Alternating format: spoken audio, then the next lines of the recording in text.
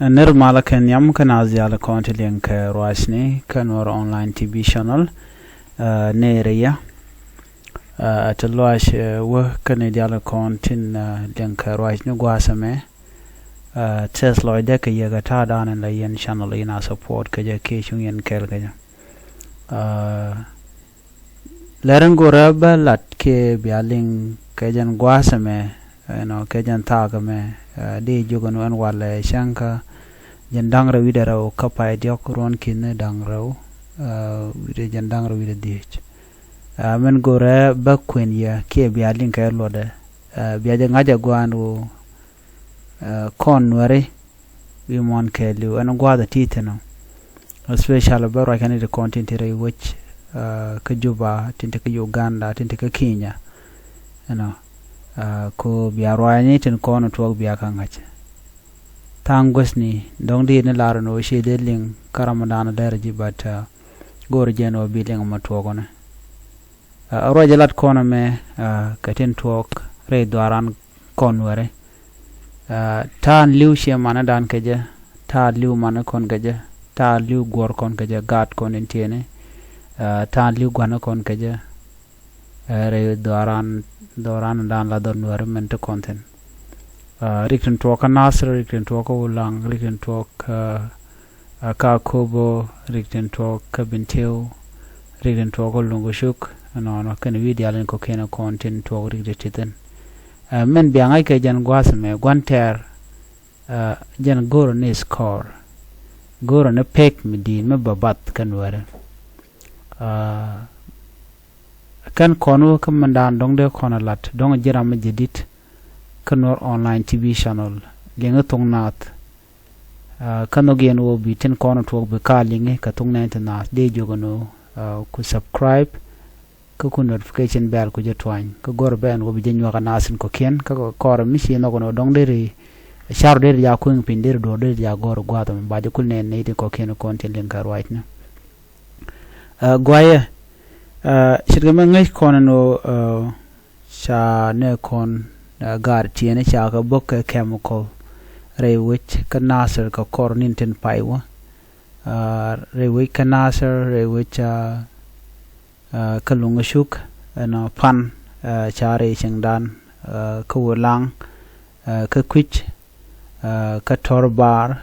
share ko mo sha jileng mo jutokten sha bok re ko jan cha bok pan ka bok pan ga tiang anyok cha nyok bok ka jingmiran wala jingmir te kujame ki kuje chat kujami te kuje beya me be ka wan twa gwado ma cha bokten men biya ko ling ala kan jang de te bokon werte ke na kan were ke helicopter no ken chigurani aleka la gor ken goten content ka population ala gwada nan wana tin lonyen gwada nan da kana target ki gor kano bikan ne to wan bikan nakten shikan dia nakan gat nakan it dit they don't care so ka kon be care akan kono nyamre rajame be tem gor be tem yaba are wi kama yom kanti entama rai kona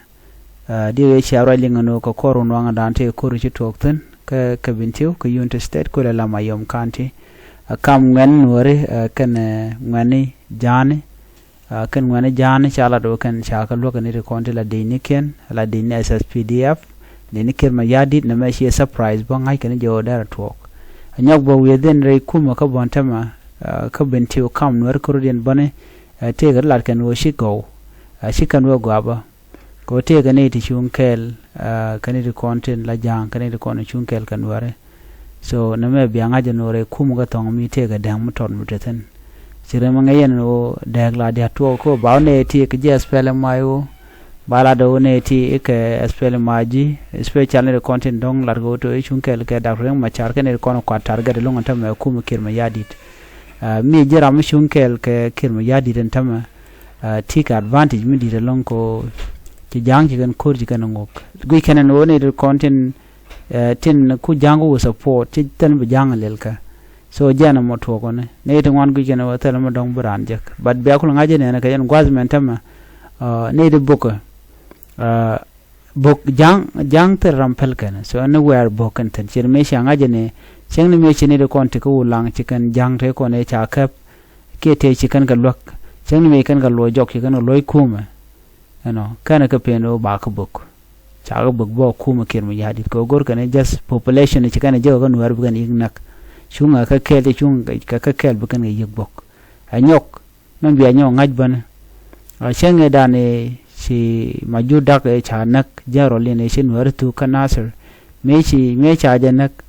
ka crossfire gwade jana ko de kare alten ko cha jala de jejen borono dong sheken dong dara kan ji ssp of corodian ko kante ne baro de tere torbiel uli do diene na tilane ken point de en majur wa mi jen were ne al chu kairar ka me ken lo lokono bayin ka pin so no mon biangach me che riek mo che to kan jejen bor kan je logono ba point de ba je nang re wi ke juba ke ba jo kon si ajenen ka gonte are chanke je kamaran e wur nang du no bi lo kon ke bi lelde but la dang ne jana gwado mo no ci jejen bor kan ci gane to ko dong kan no dong te rieng botuok but ne ke shenge dana shana ngaje ka konin dangro akan ko ko raje dana chala kirmi yadi chalaro cha wuri shal majur dak chana ka nuare re wich kana sar cha jibu kunyan man mi cha nuar ja konnak me sha benen me jibu to ci beno chana bu ka class bom kana sar chane jandang re bakal chwa kanak chwa majur dak chwa ko nyok mo ko ngeje ko runwa ga chang wol bongon ne kwala ko ngeje ko nje ga chang wol bongon ka paidio ko ron kindang ro jandang re runwan a cha nuar cha kanak ana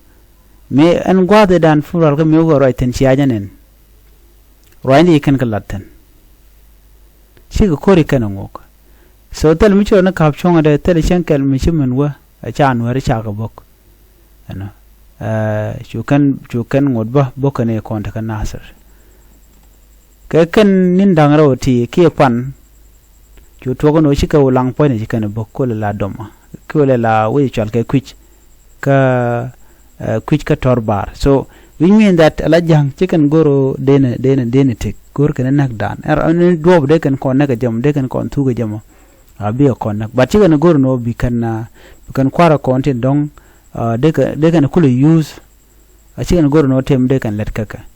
gor kan dob dan bi kan war bi kan ke kot karodian chirmenen yen montamal yen ne twan yen mala nen kon line yen shi ade ga ke kon chorale shi ade ga kan ne ko ken kon chorale men wala to ngono ko jeno de no de ga liwa so tin were ngwan te gutende dak te dak ko konta kon were te kula benefit kariya mandan en wot kapin e jang charan de ka ko bom ko en nasir ci we jan nasir we nwara duno kem yadi da dom gorin jawo ben were ba ko naken so jan dob dan le jeje so yene den content ko jang ko support ngaje no sia no tin were duno no gen tik dun okay so jana magore en wodi jana ngach mo kon ben kata dan de yor gang yene de kon te ka Kampala tinte ka Uganda tinte ka Juba ko dor cha ka jan tamu we kare tan wan bi ngaje no masnu ko ti rodo chamno ko ne ka kel ma dani piu ka kel bi gorno jin brotit ne ri ti jido arante chole jangti alaken la kariben la kanala chicken warate la dor perweje chang cha noren chang cha cham jang mutede ja gorno be bano be je chol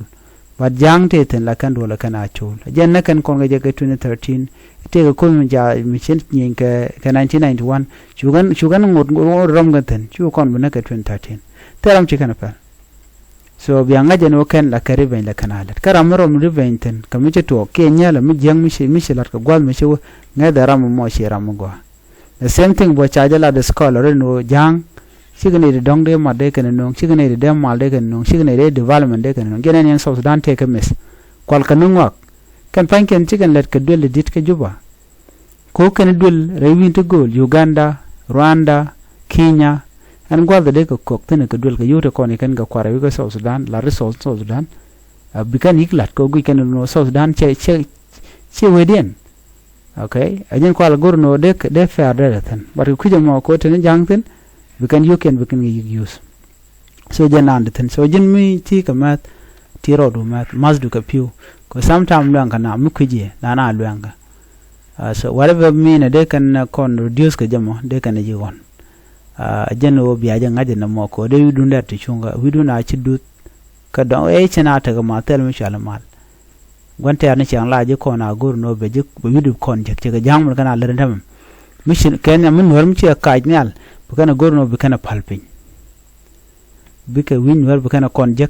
bu gur lu har pin bo wan mi kana ngaje no chu in war yo che bad yo lo chi char dan char kana che bad